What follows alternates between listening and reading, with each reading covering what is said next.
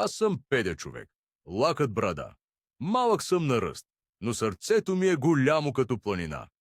Всяка Коледа моята гора светва по особен начин. Не от лампички, а от добри мисли. Тази година обаче нещо липсваше. Коледната звезда над гората не искаше да светне. Тръгнах да търся защо. Срещнах заек, който бързаше и не поздравяваше. Видях катеричка, която събираше само за себе си.